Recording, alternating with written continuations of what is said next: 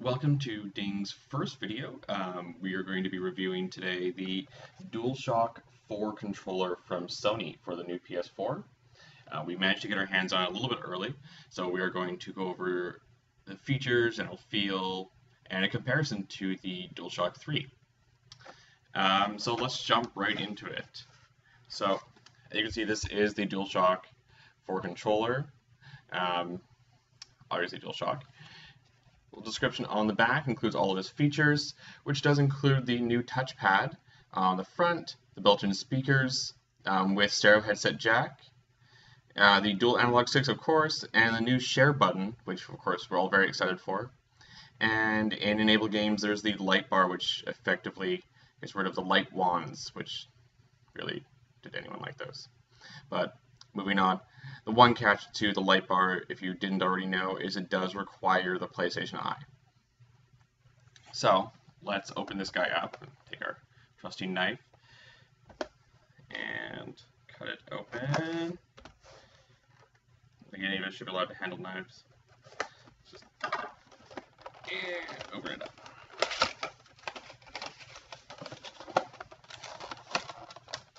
So slide this guy open here. It's falling all over.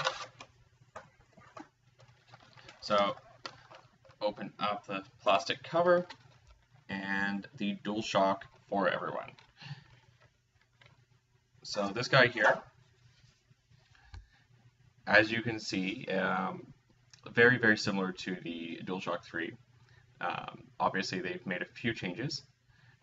One of the biggest differences is you can't actually really see it, but here on the back has actually got a bit of a texture to it, so it's got a bit more of a grip.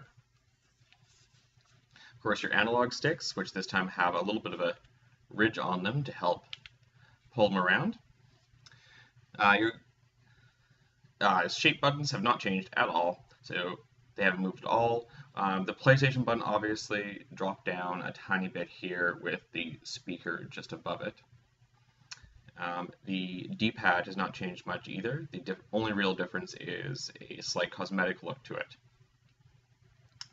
The light bar is just on this side here, with the jack for the PlayStation just below it, of course. These guys have taken a big change, so your triggers are going to be much different. While they are still separate like before, these guys actually now have a curve to them. Not sure if you can see that here. So they're much nicer to hold here. And of course, you now are going to have your share button on this side here. Nice easy access just up from the D-pad to reach. And the options button just on this side here. Now, if you take a look carefully, there is a jack right here on the bottom. Again, that's your stereo headset and extension button as well. I had to actually double check what that was. And now, if you take a look, just on here, this is a touch-sensitive pad. Again, it has a few little markers all over. You can see if you look really carefully. Or maybe you can't. Bad webcam. So, but when you press on this, it actually does suppress down depending on where you are pressing. So it does recognize that you are pushing it. So we actually do have to put a little pressure.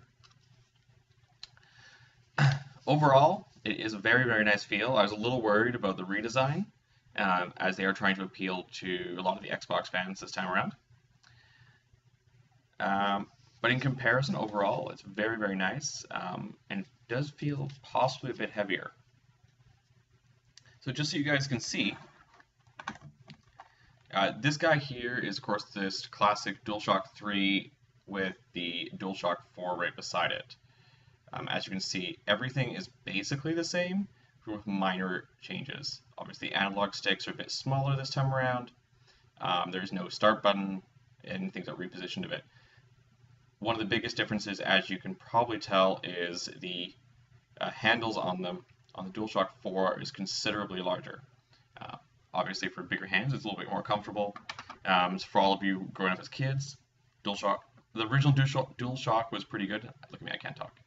Was but DualShock 4 is really more for a grown-up kind of feel. Weight-wise, you are going to notice that the DualShock 3, 2, and all those other guys, they're incredibly light. The DualShock 4 is significantly heavier feeling. I don't know what the actual weight difference is, but it is quite a bit heavier. Yeah, that is about it, I think, for this guy here. I'm quite excited because you can use this for the PlayStation 3 as well. If you hit the share button, it's not going to quite work, and the options button won't work.